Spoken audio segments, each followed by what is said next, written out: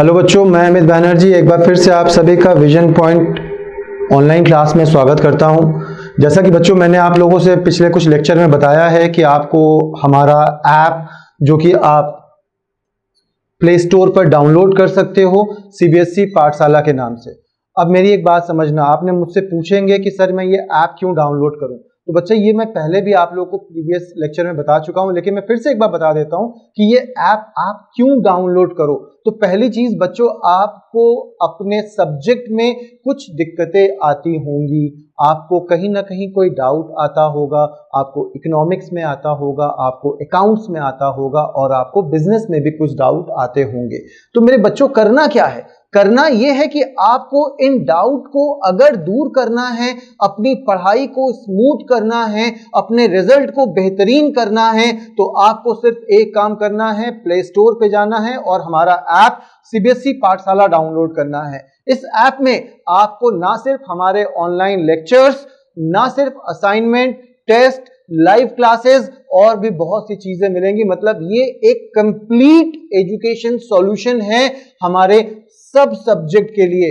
और अगर आप कॉमर्स के बच्चे हो तो आपको अकाउंट्स, इकोनॉमिक्स, बिजनेस तीनों इस ऐप में मिल रहा है, असाइनमेंट और टेस्ट भी। तो जल्दी करो और इस ऐप को क्या करो, डाउनलोड करो। तो चलो बच्चों, आज हम लोग अपनी पढ़ाई आगे स्टार्ट करते हैं और कंटिन्यू करते हैं अपना पहला चैप्टर सीबीएसई का, जिसका नाम है इकोनॉमिक्स एंड इकोनॉमी।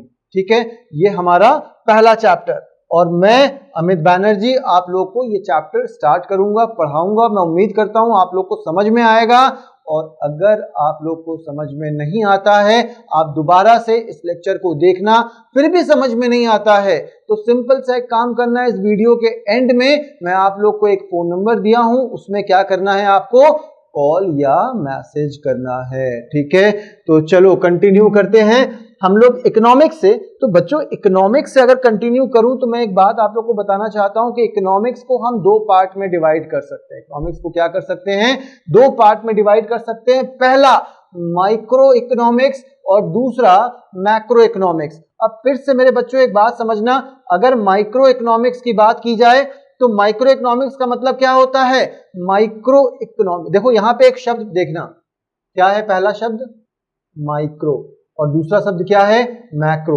पहला शब्द क्या है, माइक्रो, और दूसरा शब्द क्या है, मैक्रो। माइक्रो का मतलब क्या होता है, माइक्रो का मतलब होता है छोटा। माइक्रो का मतलब क्या होता है, छोटा। अब मेरी एक बात समझो, micro economics is the study of particular market. क्या है, एक पर्टिकुलर मार्केट की अगर बात किया जाए तो ये माइक्रो इकोनॉमिक्स करेगा। And segment of economy, it looks at issue such as consumer behaviour, individual labour market and theory of firm. Micro economics की बात किया जाए तो माइक्रो का मतलब ही छोटा होता है। माइक्रो का मतलब क्या होता है, छोटा, सूक्ष्म। तो माइक्रो की बात अगर की जाए तो माइक्रो का मतलब क्या होता है, छोटा। और माइक्रो इकोनॉमिक्स की अगर बात की जाए तो माइक्रो इकोनॉमिक्स का मतलब क्या होता है, माइक्रो इकोनॉमिक्स का मतलब होता है इकोनॉमी का वो पार्ट जो किसी इंडिविजुअल कंज्यूमर की बात कर रहा है या उन इश्यूज की बात कर रहा है जो एक ह्यूज पब्लिक की नहीं है। ये किसकी है, ये किसी इंडिविजुअल की है। ये किसकी है, ये किसी इंडिविजुअल की है। तो इंडिविजुअल का मतलब क्या, एक कंज्यूमर हो सकता है। इंडिविजुअल का मतलब क्या, एक इंडिविजुअल हाउस होल्ड हो सकता है। इंडिविजुअल का मतलब क्या, एक इंडिविजुअल फर्म हो सकती है। अगर आप किसी इंडिविजुअल फर्म की बात करते हो और उससे रिलेटेड प्रॉब्लम की बात करते हो तो ये कौन डील कर रहा है, ये डील कर रहा है माइक्रो इकोनॉमिक्स। ये कौन डील कर रहा है, ये डील कर रहा है माइक्रो इकोनॉमिक्स। ठीक है, फिर से आगे बढ़ते हैं, दूसरे में आ जाओ, मैक्रो इकोनॉमिक्स। अब मैक्रो इकोनॉमिक्स की बात क्या है, मैक्रो का मतलब होता है ब्रॉड। मैक्रो का मतलब क्या होता है, मैक्रो का मतलब होता है ब्रॉड। अब भाई अगर माइक्रो इंडिविजुअल को डील कर रहा है तो ये मैक्रो क्या कर रहा होगा, एज अ एग्रीगेट, एक totality of number of peoples. यानी अगर आप अब एक एग्जांपल फिर से समझना, अगर आप किसी इंडिविजुअल कंज्यूमर की बात कर रहे हो तो हम उसकी इनकम जो बोलेंगे वो क्या होगी, माइक्रो इनकम, माइक्रो इकोनॉमिक्स होगी। सॉरी। और अगर आप एक बल्क में किसी की बात कर रहे हो तो जैसे हम बात करते हैं नेशनल इनकम की, तो नेशनल इनकम का मतलब क्या हो गया, किसी एक बंदे की इनकम है क्या, नहीं, नेशनल इनकम में पूरे के पूरे जो पॉपुलेशन है उस कंट्री की वो लगी हुई है। तो मैक्रो इकोनॉमिक्स, नेशनल इनकम मतलब क्या हो गया, मैक्रो इकोनॉमिक्स। क्यों? क्योंकि ये एज अ एग्रीगेट डील कर रहा है। क्यों? क्योंकि ये एज अ एग्रीगेट डील कर रहा है। ये बहुत से लोग, पूरे के पूरे नेशन के पॉपुलेशन का कंट्रीब्यूशन है नेशनल इनकम में। और इंडिविजुअल कंज्यूमर की बात क्या हो गई? इंडिविजुअल कंज्यूमर की बात हो गई अकेले मेरे की। इंडिविजुअल कंज्यूमर की बात क्या हो गई? अकेले मेरे की। तो अब मैक्रो इकोनॉमिक्स क्या हो गया? Is the study of the whole economy, is the study of the whole economy. ये क्या है? एक कंप्लीट इकोनॉमिक, पूरे इकोनॉमी को कवर करता है। It looks at aggregate. मैंने क्या बोला बेटा अभी कि मैक्रो इकोनॉमिक्स क्या होगा? As aggregate. जैसे नेशनल इनकम में किसका किसका कंट्रीब्यूशन है? पूरे देश के पॉपुलेशन का, यानी totality of the population of a country. तो पूरे कंट्री के जो पॉपुलेशन है उसको टोटल करके आपने नेशनल इनकम कैलकुलेट किया। तो अब नेशनल इनकम, उसके बाद variable such as aggregate demand. अब देखो एग्रीगेट डिमांड मतलब क्या हो गया? एग्रीगेट डिमांड का मतलब क्या हो गया? जैसे आप किसी एक इंडिविजुअल की बात करते हो, अगर आप किसी एक इंडिविजुअल की बात करते हो तो वो किसी इंडिविजुअल कंज्यूमर के डिमांड की अगर आप बात करते हो तो वो क्या कहलाती है? वो कहलाती है, किसी एक इंडिविजुअल कंज्यूमर की डिमांड क्या कहलाएगी? Micro economics. क्या कहलाएगी? Micro economics. और अगर आप सारे कंज्यूमर्स की बात करते हो, यानी टोटल जो कंज्यूमर कंज्यूम कर रहे हैं किसी एक पर्टिकुलर कमोडिटी को, तो वो क्या कहलाएगा? Macro economics. वो क्या कहलाएगा? कौन डील करेगा उसको? मैक्रो इकोनॉमिक्स डील करेगा। तो एक बार फिर से कवर करते हैं हम लोग इस पोर्शन को।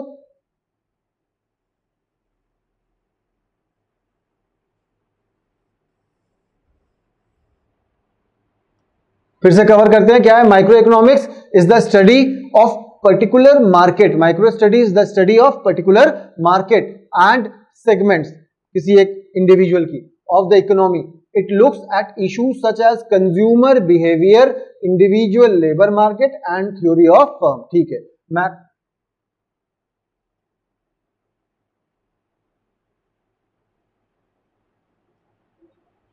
और मैक्रो इकोनॉमिक्स की अगर बात की जाए तो is the study of whole economy. It looks at aggregate. Aggregate का मतलब टोटल होता है, टोटल का मतलब जाहिर सी बात है बहुत सारे उसमें होंगे। Aggregate variable such as aggregate demand, national output and inflation. तो इन्फ्लेशन, डिफ्लेशन, ये सब क्या है? ये किसी एक इंडिविजुअल बंदे की वजह से तो है नहीं। मान लो कोई एक हमारा शॉपकीपर है, या कोई एक सिंगल प्रोड्यूसर है, या कोई एक सिंगल पर्सन की इनकम है, क्या उसकी वजह से इन्फ्लेशन डिफ्लेशन आता है? नहीं। इन्फ्लेशन डिफ्लेशन किसकी वजह से आता है? बहुत सारे फैक्टर्स उसमें एक साथ काम करते हैं, तब जाके इन्फ्लेशन या डिफ्लेशन का दौर आता है। तो ये सब क्या है? ये सब हमारे मैक्रो इकोनॉमिक्स का पार्ट है। तो मेरे बच्चों, मैं उम्मीद करता हूं आपको माइक्रो और मैक्रो इकोनॉमिक्स समझ में आ गई होगी। चलो ठीक है, आगे बढ़ते हैं। अब देखो एक बार एक छोटा सा कंपैरिजन है इन दोनों का, समझ लेना क्या है। अगर आप बात करो तो पहला है माइक्रो इकोनॉमिक्स। माइक्रो इकोनॉमिक्स क्या है? इंडिविजुअल मार्केट, किसी एक पर्टिकुलर मार्केट की बात करेंगे, ठीक है, एक छोटे से ग्रुप की बात करेंगे। इसमें क्या है? होल इकोनॉमी, यानी कि पूरे के पूरे होल इकोनॉमी का मतलब अगर एक इंडिविजुअल मार्केट से जो इनकम हो रही है, पूरे इकोनॉमी से जो इनकम हो रही है, तो जीडीपी क्या है? ग्रॉस डोमेस्टिक प्रोडक्ट, यानी कि पूरे इकोनॉमी में जो प्रोडक्शन हो रहा है उसका टोटल जीडीपी कहलाएगा। ठीक है, तो ये क्या है? Individual market. दूसरा क्या है? Effect of price of a good, effect on price of a good. किसी एक मार्केट की अगर बात की जाए तो वो किसी एक पर्टिकुलर प्रोडक्ट को ही इफेक्ट कर सकता है। एक पर्टिकुलर नहीं, कुछ प्रोडक्ट्स को इफेक्ट कर सकते हैं। जैसे वहां पे कोई एक चीज कम हो गई, सप्लाई किसी एक कमोडिटी की कम हो गई। मान लो हम बात करते हैं ग्रीन वेजिटेबल की सप्लाई कम हो गई। अगर ग्रीन वेजिटेबल की सप्लाई उस मार्केट में कम है तो जाहिर सी बात है ग्रीन वेजिटेबल की सप्लाई कम है तो रेट क्या हो जाएंगे? ज्यादा हो जाएंगे। या ग्रीन वेजिटेबल की सप्लाई बहुत बढ़ गई तो वहां पे क्या हो जाएगा? सप्लाई बहुत बढ़ गई तो वहां पे रेट क्या हो जाएगा? कम हो जाएगा। जैसे मैं आपको एक बात बताऊं बच्चों, कभी कभी दौर होता है बाढ़ का। आप जानते हो बाढ़ एक साथ पूरे देश में नहीं आती है, कभी कभी दौर होता है बाढ़ का, और बाढ़ पूरे देश में एक साथ नहीं आती। तो जहां पे बाढ़ आई हुई है, मान लो किसी एक शहर में पानी पूरा भरा हुआ है, और उस शहर में पानी भरा हुआ है, और वहां पे क्या होगा? जो वेजिटेबल्स होंगे या जो नेसेसिटी गुड्स होंगी उनकी कीमत क्या हो गई होगी? बढ़ गई होगी। उसकी कीमत क्या हो गई होगी? बढ़ गई होगी। और उसी के साथ साथ मान लो कोई एक ऐसा आए, जैसे अभी आप कोरोना पैंडेमिक में देखा होगा आपने कि पूरे के पूरे देश में ऑक्सीजन की कीमत बढ़ गई। ठीक है, लेकिन ये ऑक्सीजन की कीमत एक पर्टिकुलर कमोडिटी की बढ़ी, लेकिन ऐसे ही पूरे देश में किसी एक पर्टिकुलर सब चीज की कीमत बढ़ती जा रही है। हर प्रोडक्ट कीमती होता जा रहा है, हर प्रोडक्ट की कीमत बढ़ रही है। कार की बढ़ रही है, बाइक की बढ़ रही है, स्कूटर की बढ़ रही है, स्कूटी की बढ़ रही है, मोबाइल की बढ़ रही है, हमारे ग्रोसरी आइटम्स की बढ़ रही है, सबके प्रोडक्ट के प्राइस बढ़ रहे हैं, पेट्रोल की कीमतें बढ़ रही हैं, तो वो सबकी कीमत अगर बढ़ेगी तो वो क्या होगा, इन्फ्लेशन होगा। और मेरे बच्चों इन्फ्लेशन मतलब क्या हो गया, अब यहां पे बहुत सारा हो गया ना, बहुत सारे मार्केट हो गए ना, बहुत सारे प्रोड्यूसर्स हो गए ना, तो वो जाहिर सी बात है किसको कौन डील करेगा, मैक्रो इकोनॉमिक्स डील करेगा। कौन डील करेगा, मैक्रो इकोनॉमिक्स डील करेगा। और वहीं पे अगर बात करें किसी एक पर्टिकुलर शहर की, वहां पे अगर कोई प्रोडक्ट की कीमत बढ़ गई तो जाहिर सी बात है वो किसको डील कर रहा है, वो सिर्फ उस शहर को डील कर रहा है, एक लोकल मार्केट को डील कर रहा है। उसकी वजह से इन्फ्लेशन नहीं आ रहा है, उसकी वजह से देश के दूसरे मार्केट में असर नहीं पड़ रहा है, उसकी वजह से देश के दूसरे मार्केट में असर नहीं पड़ रहा है। तो ये क्या कहलाएगा, ये कहलाएगा माइक्रो इकोनॉमिक्स। मेरी बात समझ में आ रही है, क्योंकि वो एक पर्टिकुलर मार्केट को डील करता है। और मैक्रो इकोनॉमिक्स किसको डील करता है, अब क्योंकि हर मार्केट की कीमत बढ़ गई, मैक्रो इकोनॉमिक्स में क्या हुआ, हर मार्केट की कीमत बढ़ गई, हर प्रोडक्ट की कीमत बढ़ गई, तो वो क्या कहलाएगा, इन्फ्लेशन कहलाएगा। क्या कहलाएगा, इन्फ्लेशन कहलाएगा। तो अब इसमें दूसरा पॉइंट क्या हुआ, effect on a price of a goods, किसी एक कीमत किसी एक गुड्स पर इफेक्ट डाल रहा है कौन, माइक्रो इकोनॉमिक्स। और ये क्या कर रहा है, ये इन्फ्लेशन ला रहा है। ये क्या कर रहा है, इन्फ्लेशन, मतलब जनरल प्राइस लेवल क्या होगा, आपकी इंक्रीज कर जाएगी। ठीक है। Third, individual labour market. अब इंडिविजुअल लेबर मार्केट की बात किया जाए तो भाई यहां पे तो सिर्फ कुछ बंदों की ही बात करेंगे ना, हम बात करेंगे कि इलाहाबाद में हमारे लेबर कैसे अवेलेबल हैं, या दिल्ली में लेबर कैसे अवेलेबल हैं। अब यही चीज अगर कहीं आप विदेशों में जाओगे तो वहां पे लेबर नहीं मिलने, वहां पे लेबर नहीं मिलने। कुछ एक राज्य, कुछ एक स्टेट ऐसे हैं हमारे यहाँ पे भी जहां पे लेबर क्लास बहुत ज्यादा है, कुछ एक अभी भी स्टेट है जहां पे लेबर क्लास बहुत ज्यादा है, कुछ स्टेट है जहां पे लेबर क्लास नहीं है, वो बाहर से कहीं से आ रहे हैं और जाकर के उस स्टेट में काम कर रहे हैं। ठीक है, तो मेरी बात समझना। अब भाई अगर हम किसी एक पर्टिकुलर लेबर क्लास की बात करेंगे, या किसी पर्टिकुलर लेबर ग्रुप की बात करेंगे, या किसी पर्टिकुलर लेबर मार्केट की बात करेंगे, तो पर्टिकुलर, मैंने एक शब्द जोड़ा, पर्टिकुलर का मतलब क्या हो गया, किसी एक पर्टिकुलर लेबर मार्केट की बात हो रही है, तो भैया कौन है, वो डील करेगा माइक्रो इकोनॉमिक्स। कौन डील करेगा, माइक्रो इकोनॉमिक्स। और भाई साहब एक बात मुझे ये बताना, मान लो पूरे देश में बेरोजगारी की बात हो रही है, अनएम्प्लॉयमेंट की बात हो रही है, तो भाई अनएम्प्लॉयमेंट क्या किसी स्टेट का है, लेकिन क्या वो अनएम्प्लॉयमेंट, अगर हम लोग देश का बात करेंगे, एक नेशन की बात करेंगे, तो क्या वो किसी सिर्फ एक स्टेट को कैलकुलेट करेगा कि भाई यूपी में कितने हैं, दिल्ली में कितने हैं, बिहार में कितने हैं, इन सबको जोड़ोगे तब देश में कितने अनएम्प्लॉयड है ये पता चलेगा। ये बात समझ में आ रही कि नहीं आपको। तो अनएम्प्लॉयमेंट अगर डील करना है तो अनएम्प्लॉयमेंट कौन डील करेगा, अनएम्प्लॉयमेंट डील करेगा मैक्रो इकोनॉमिक्स। कौन डील करेगा, मैक्रो इकोनॉमिक्स। अनएम्प्लॉयमेंट कौन डील करेगा, मैक्रो इकोनॉमिक्स। और इंडिविजुअल लेबर मार्केट कौन डील करेगा, माइक्रो इकोनॉमिक्स। ठीक है, चलो नेक्स्ट क्या है, इंडिविजुअल कंज्यूमर बिहेवियर। और इंडिविजुअल कंज्यूमर बिहेवियर का मतलब क्या हो गया, ये समझो। मान लो किसी एक सिटी में कोई एक प्रोडक्ट कम बिक रहा है, किसी एक सिटी में कोई एक प्रोडक्ट कम बिक रहा है, वही प्रोडक्ट, जैसे मैं आपसे बात करूं एमआई, एक मैं एडवर्टाइज नहीं कर रहा हूं, मैं आपको पहले बता दूं, मैं एग्जांपल दे रहा हूं। ठीक है, अगर मैं बात करूं एमआई क्या करता है, फेस मास्क भी बना रहा है। एमआई क्या कर रहा है, फेस मास्क भी बनाता है, लेकिन वो फेस मास्क एमआई का छोटे शहरों में कम बिक रहा है। मेरी बात समझना, छोटे शहरों में क्या हो रहा है, कम बिक रहा है। उनको कहना है कि नहीं भाई साहब, ऐसा है कि फेस मास्क जो मेरा है, एमआई की मुझे जरूरत नहीं, महंगा बहुत ज्यादा है, आप एक काम करो, कोई ऐसे लोकल मास्क मुझे दे दो, मैं काम चला लूंगा। वही आप कुछ मेट्रोपॉलिटन में जाओगे तो वहां पे एमआई के मास्क ज्यादा बिक रहे हैं। लोग क्या कह रहे हैं कि नहीं नहीं भाई, लोकल वाला नहीं चाहिए हमको, एक काम करो एमआई का मास्क चाहिए।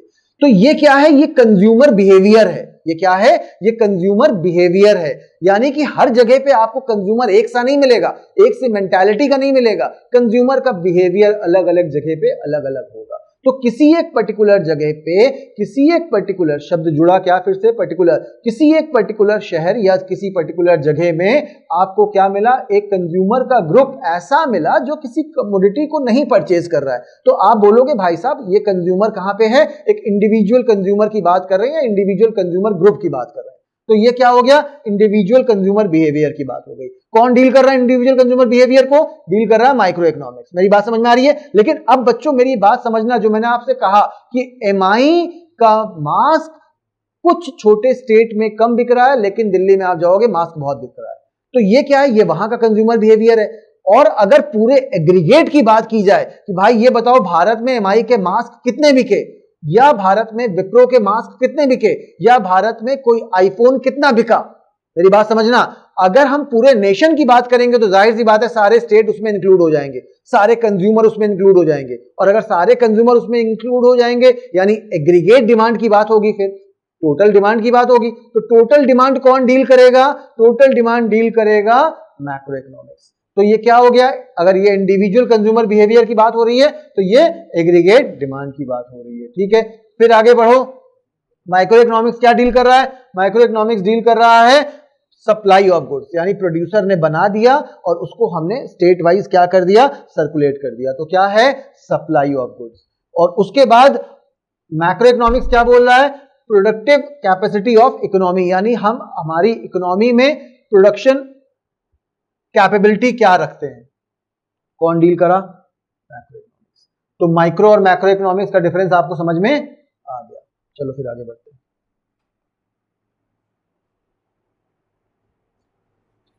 अब आ जाते हैं बेटा हम लोग एक नए टॉपिक पे, और ये आप लोग के लिए एक बहुत ही इंपॉर्टेंट टॉपिक भी है। क्या है? Economic problem. समझना,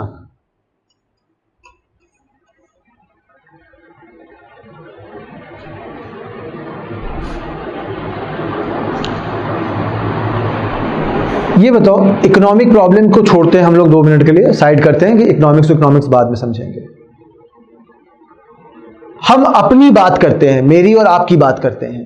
अगर मैं अपनी और आपकी बात करता हूं तो बच्चों पहले मैं आपकी बात कर लेता हूं, फिर मैं अपनी बात करूंगा। तो आपकी बात में मान लो मैं आपसे बोलूं कि बेटा आपका बर्थडे है, आपका बर्थडे है, और आपके बर्थडे में आप पापा के पास जाते हो, आपने जो अपना कोटेशन बनाया हुआ है कि बर्थडे में कितने का खर्चा आएगा, वो कोटेशन बना मान लो 10,000 रुपए का।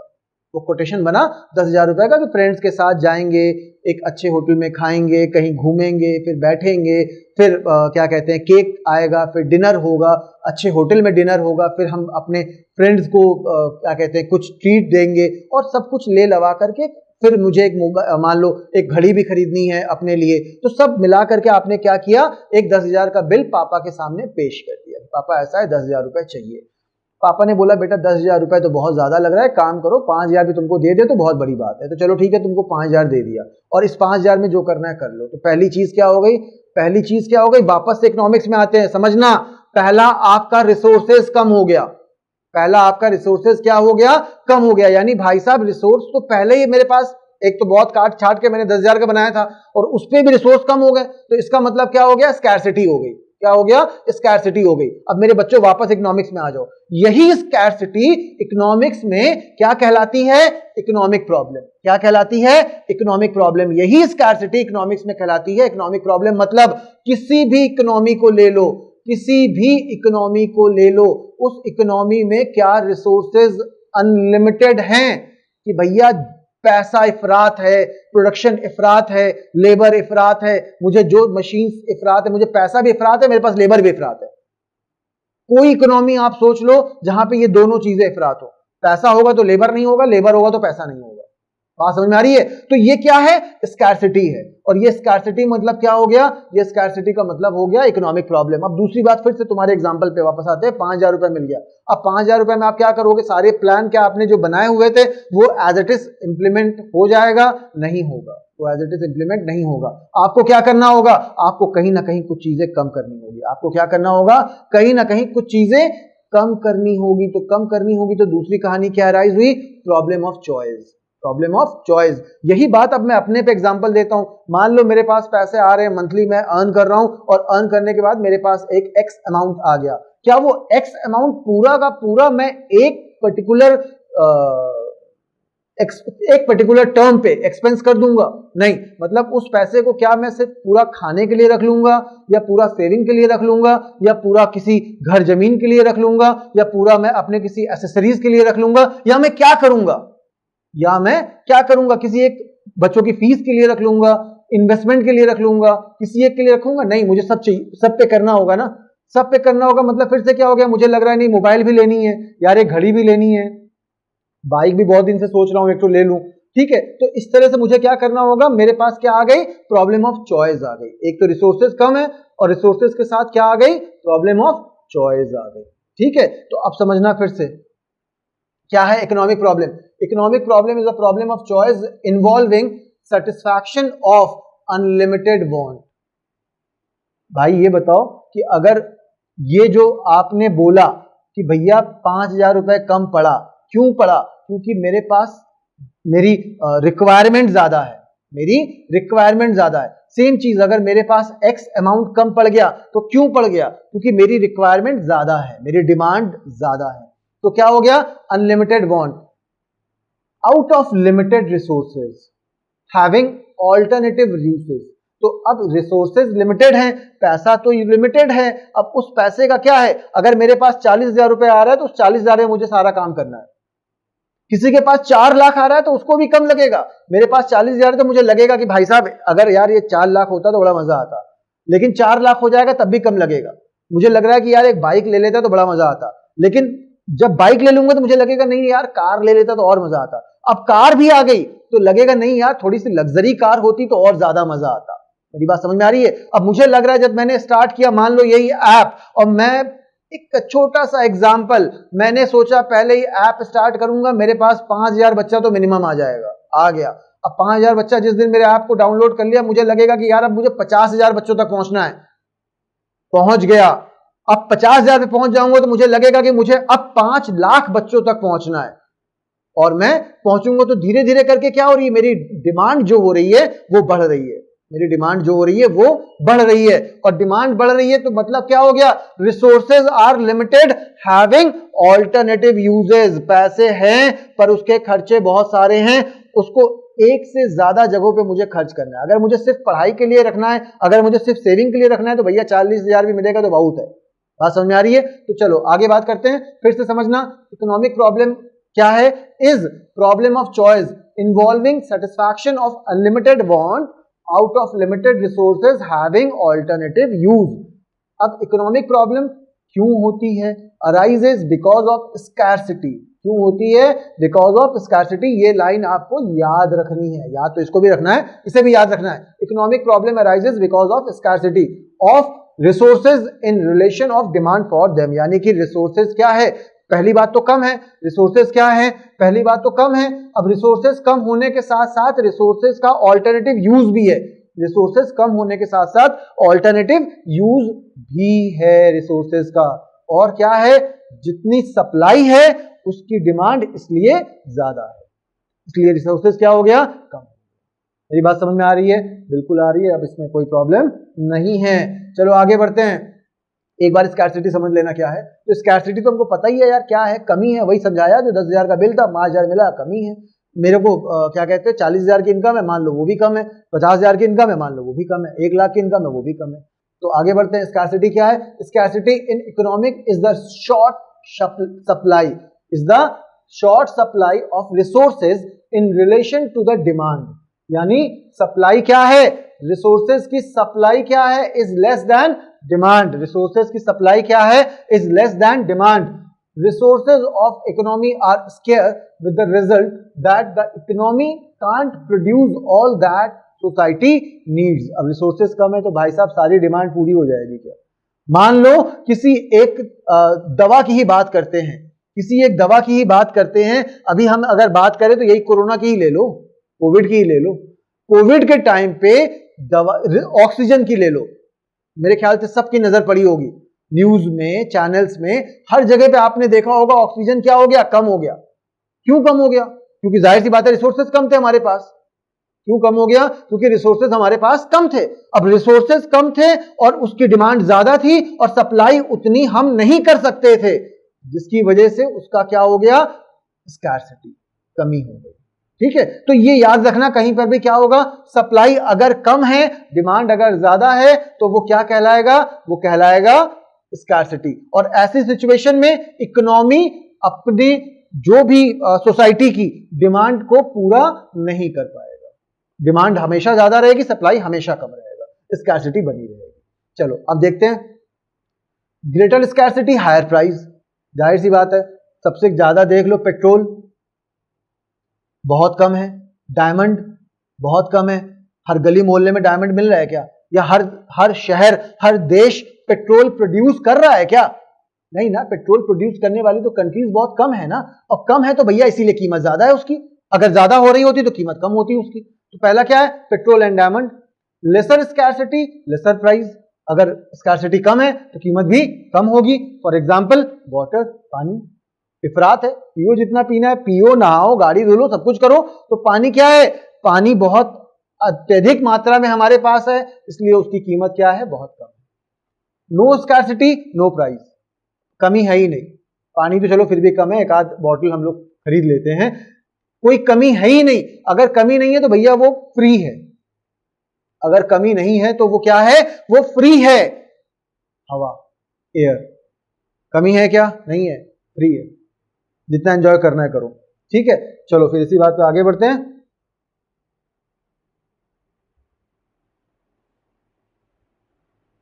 अब देखो फिर से एक बार समझ लेना, इकोनॉमिक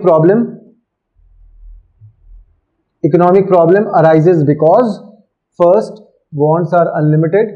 मैं ये बात आपको समझा चुका हूं, जाहिर सी बात है, वांट क्या है हमारी, इच्छाएं क्या है हमारी, बहुत ज्यादा है, बहुत सी चीजें चाहिए। दूसरा क्या है, अब इच्छाएं ज्यादा है लेकिन पैसे नहीं है, रिसोर्सेज आर लिमिटेड। थर्ड क्या है, पैसे नहीं है, पहली बात तो रिसोर्सेज कम है, और कम है भी तो उनका ऑल्टरनेटिव यूज है। पैसे पहली बात तो चलो प्रॉपरली नहीं है। मान लो मैं आज की डेट में एक लग्जरी कार प्लान करूं, तो लग्जरी कार प्लान करूं, मेरे पास लग्जरी कार खरीदने का पैसा नहीं है, मेरे पास लग्जरी कार खरीदने का पैसा नहीं है। क्यों नहीं है, क्योंकि पैसा तो है पर उस पैसे को कहीं और भी यूज करना है। पैसा तो है पर उस पैसे को कहीं और भी यूज करना है। इसका मतलब क्या है कि रिसोर्सेज हैव ऑल्टरनेटिव यूजेस। ठीक है, चलो फिर थर्ड आ जाओ, मतलब थर्ड हो गया, नेक्स्ट आ जाओ। पहली पॉइंट ये समझ में आ गया होगा आपको, wants are unlimited. This is the basic fact, the human life, human wants are unlimited. They are not only unlimited but also grow and multiply very fast. पहली बात तो wants ऐसे में ही ज्यादा है, और ज्यादा होने के साथ साथ वो क्या है, और तेजी से और ज्यादा जरूरत होती है। ठीक है, फिर नेक्स्ट आ जाओ, दूसरा पॉइंट, रिसोर्सेज आर लिमिटेड। दूसरा पॉइंट, रिसोर्सेज आर लिमिटेड। ये क्या हो रहा है, चलो अब the resources of produce goods and services to satisfy human wants are available in limited qualities, land, labour, capital, entrepreneurship are basic scarce resources. ठीक है, are the basis, these resources are available in limited quantity in every economy, big और small. मैंने जो बोला था आपको, developed और under developed, rich और poor, some economies may have more of one or two resources but not all the resources। कहने का मतलब क्या है, एग्जाम्पल मैंने आपसे क्या कहा था कि किसी इकोनॉमी में लेबर ज्यादा होगा, किसी इकोनॉमी में कैपिटल ज्यादा होगा, पर जरूरी नहीं है कि लेबर, लैंड, कैपिटल, एंटरप्रेन्योरशिप में हो सकता है किसी के पास कोई एक या दो चीज ज्यादा हो, पर सारी चीजें ज्यादा हो ये पॉसिबल नहीं है। मतलब कोई भी इकोनॉमी ऐसी नहीं है जहां पे सब कुछ इफरात है। लैंड चाहिए ले लो, लेबर चाहिए ले लो, कैपिटल चाहिए ले लो, एंटरप्रेन्योरशिप चाहिए ले लो, नहीं। मेरी बात समझ में आ रही है? ठीक है, फिर नेक्स्ट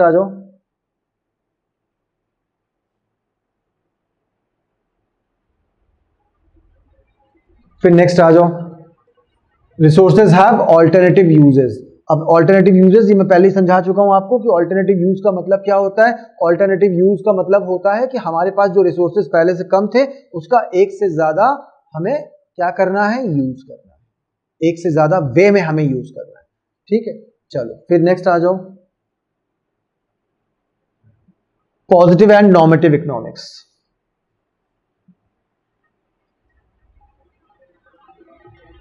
देखो ये दो चीजें फिर समझ लेना, positive economics and normative economics.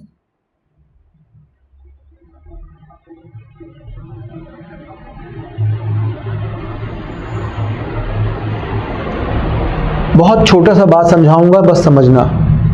एक एग्जांपल लेते हैं, मान लो एक फेवरेट क्रिकेटर की बात करूं तो मेरा फेवरेट क्रिकेटर एमएस धोनी, मेरा फेवरेट क्रिकेटर एमएस धोनी। ठीक है, अब जब एमएस धोनी खेला करते थे तो एमएस धोनी खेलने के लिए 4th रैंक पे आते थे, 3rd, 4th, 5th ऐसे रैंक पे वो आते थे। तो पहली चीज क्या हो गई, पहली चीज हो गई वो 4th रैंक पे खेलने आते थे। व्हाट इज, जो है वो क्या है, 4th रैंक पे खेलने आना। भारत एक ओवर पॉपुलेटेड कंट्री है, इंडिया एक ओवर पॉपुलेटेड कंट्री है। ये दोनों ही बातें फैक्ट है, ये दोनों ही बातें फैक्ट है। यानी these two statements are based on fact. What fact? That Dhoni played on 4th rank and India is overpopulated country. ठीक है, तो ये दोनों क्या हो रहे हैं, ये फैक्ट पे बेस हो रहे हैं. ठीक, अब मेरी बात समझना, अगर ये फैक्ट पे बेस हो रहे हैं तो इसको क्या कहा जाएगा, पॉजिटिव इकोनॉमिक्स. व्हाट इज, वो क्या है, पॉजिटिव इकोनॉमिक्स. अब दूसरी बात क्या हो गई, दूसरी बात ये हो गई कि अब धोनी 4th रैंक पे खेलने आ रहे हैं लेकिन उन्हें ओपनिंग में आना चाहिए. खेलने 4th रैंक पे आ रहे हैं पर ओपनिंग में आना चाहिए. व्हाट शुड और टू बी. या आप दूसरा बोलो, इंडिया ओवर पॉपुलेटेड कंट्री है पर पॉपुलेशन पर कंट्रोल लगनी चाहिए. पॉपुलेशन पर कंट्रोल लगनी चाहिए. अनएम्प्लॉयमेंट बहुत ज्यादा है, अनएम्प्लॉयमेंट इंडिया में बहुत ज्यादा है. अगर अनएम्प्लॉयमेंट ज्यादा है तो ये क्या है, व्हाट इज, ये क्या है, what is based on fact. ये क्या है, बेस्ड ऑन फैक्ट. अगर ये फैक्ट पे बेस कर रहा है तो इसका मतलब ये क्या है, पॉजिटिव इकोनॉमिक्स. ये क्या है, पॉजिटिव इकोनॉमिक्स. मेरी बात समझ में आ रही है.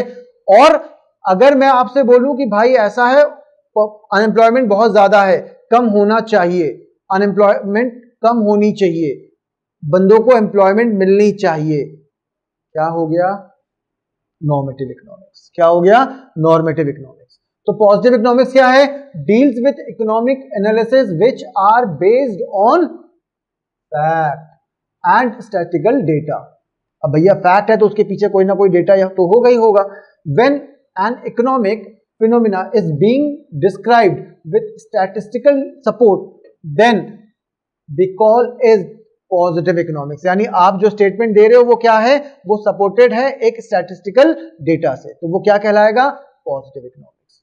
सो positive economics relates to the phenomena of what is, यानी जो है वो क्या है, पॉजिटिव इकोनॉमिक्स. ठीक है, नेक्स्ट आगे बढ़ते हैं. नॉर्मेटिव इकोनॉमिक्स, मैंने पहले ही बोल दिया, व्हाट शुड या what ought to be. Dhoni 4th rank पे आ रहा है पर ओपनिंग में आना चाहिए. तो deal with issue of what ought to be.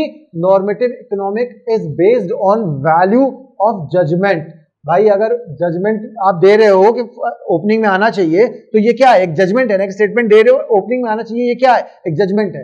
And debate which are required to arrive at some conclusion. आना चाहिए कि नहीं चाहिए, इस पर एक बहस छिड़ेगी, फिर देखा जाएगा आना चाहिए कि नहीं आना चाहिए. अब तो खैर उन्होंने संन्यास ले लिया. Issues relate to farming policies for society mostly come under normative economics. क्या होना चाहिए, कैसे होना चाहिए नहीं होना चाहिए, ये सब इश्यूज किस में आएंगे, नॉर्मेटिव इकोनॉमिक्स में आएंगे. तो इसी के साथ बच्चों आज का लेक्चर हम लोग यहीं पे खत्म करते हैं. और मैं समझता हूं कि आपने क्या किया होगा, आपने समझ लिया होगा. नहीं समझा होगा तो आपको पता है क्या करना है, फिर से इस वीडियो को देखना है. ऐप डाउनलोड करना मत भूलना, उसके फायदे पहले भी बता चुका हूं, रोज रोज बताने की जरूरत नहीं है. तो ऐप तुरंत डाउनलोड करो. Assignment, notes, classes, lectures, accounts, economics, business, हर चीज के लिए. और इसी के लिए नहीं, आपका कोई फ्रेंड अगर साइंस का है तो उसको भी बोलो डाउनलोड करे, सारे सब्जेक्ट मिलेंगे. अब आ जाओ, जो मैंने बोला क्या करना है, पढ़ना है. समझ में आ गई तो अच्छी बात है, नहीं आई तो दोबारा वीडियो देखना. फिर भी समझ में नहीं आया तो मैंने कहा नंबर है जिसमें आप अपने क्वेरी सेंड कर सकते हो. नंबर कौन सा है, आपके सामने स्क्रीन पे दिख रहा है. ठीक है, इसी के साथ बच्चों थैंक यू. अगली क्लास में हम लोग फिर मिलते हैं, तब तक पढ़ते रहना.